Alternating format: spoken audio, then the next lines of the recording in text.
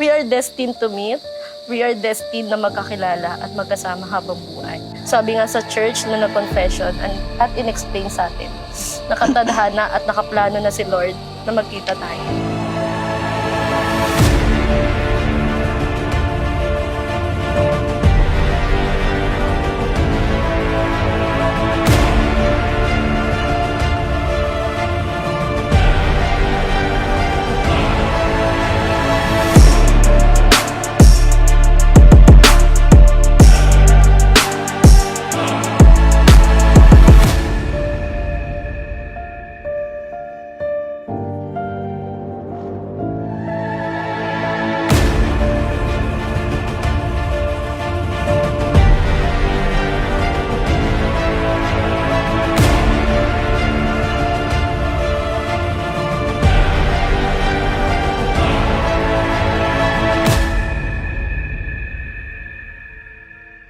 Christian Louie, tunay ngang minamahal kita, kaya't isuot mo at pagkaingatan ang singsing na ito na siyang tanda ng aking pag-ibig at katapatan sa iyo. Sa ngalan ng Ama, ng Anak, ng Espiritu Santo. Amen. Rosemary, ahalikan mong sising bilang katibayang tutuparin mo ang pangakong binitawan mo ngayon.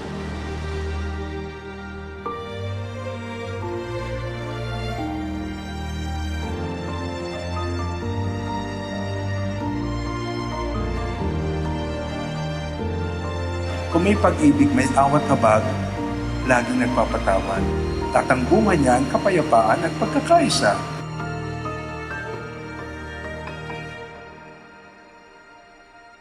At sa pagkakasamang Diyos, walang problemang hindi malulutas. Walang pag-aaway na hindi mabibigyan ng solusyon. Walang din pagkakaunawaan na hindi ililinaw.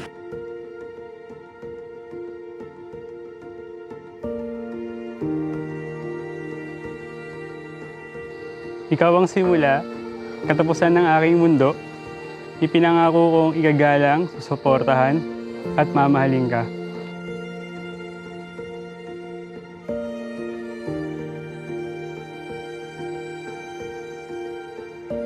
Sabi ko noon, nahanap ako ng mapapangasawa na tulad ni tatay.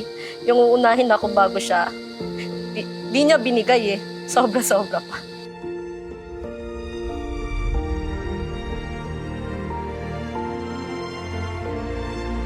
Sa pagisan ng ating puso, mangangako akong maging iyong lakas sa kinaan ng iyong sigla, sa kalungkutan at iyong kasama sa bawat pakikipagsapalaran.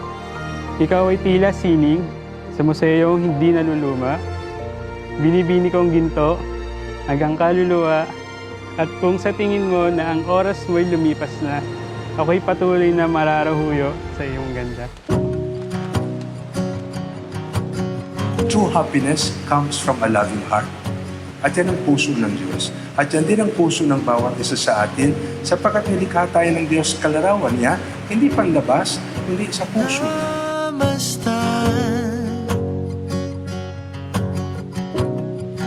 Na naman ang kawalan. Ako'y hinahatid. Oh my God, di mo na-explain! Bituin sa'yo. Saan man maglayag, ikaw lang patutungo. Si Christian kasi sobrang chill na tao lang. Parang nakilala ko siya na parang wala lang problema. Siguro doon kami nag-click. Kasi nag-start kami yung parang laro-laro lang, parang bata lang, parang gano'n. So, pag tinatanong kami, ano yung ways para tumagal ng gano'n? Siguro sabi namin, chill lang. Chill na tao, sobra.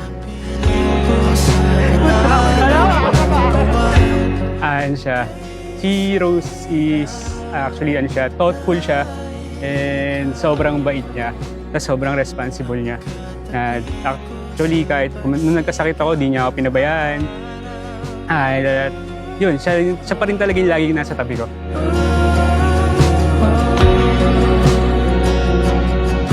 Starting noong October 11, 2010, up to this point is kami pa rin naman, hindi naghihiwalay for almost 13 years. For almost 13 years. Going 14 years kami this coming October sana. Kaso naisipan namin is yun, magsettle na para maging magsettle na for married life.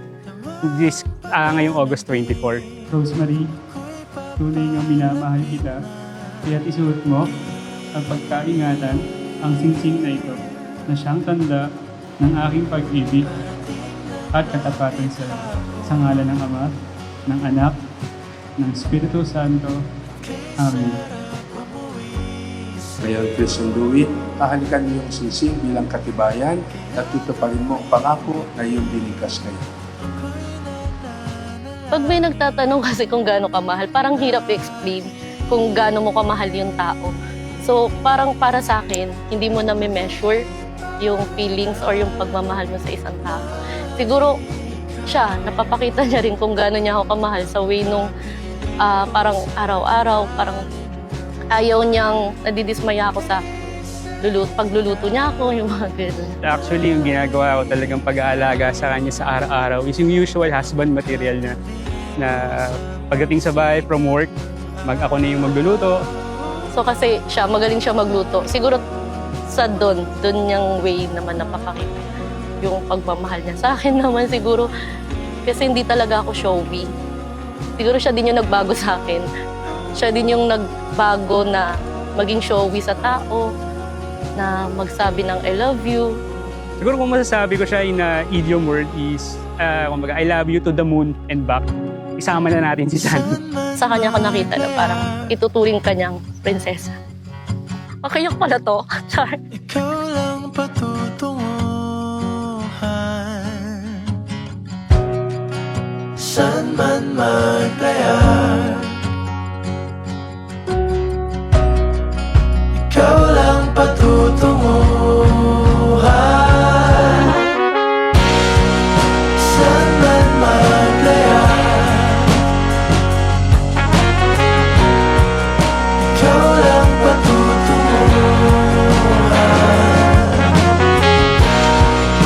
Saan man maglayar,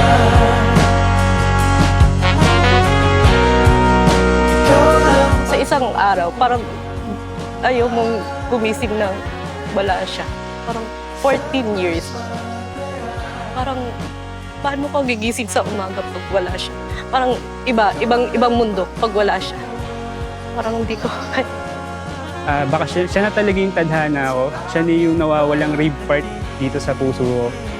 And then, talagang na siya eh. Kumbaga, una ko pa lang siyang makita. Nung talagang nung nakilala ko siya is, nasabi ko na talaga sa sarili kong siya na.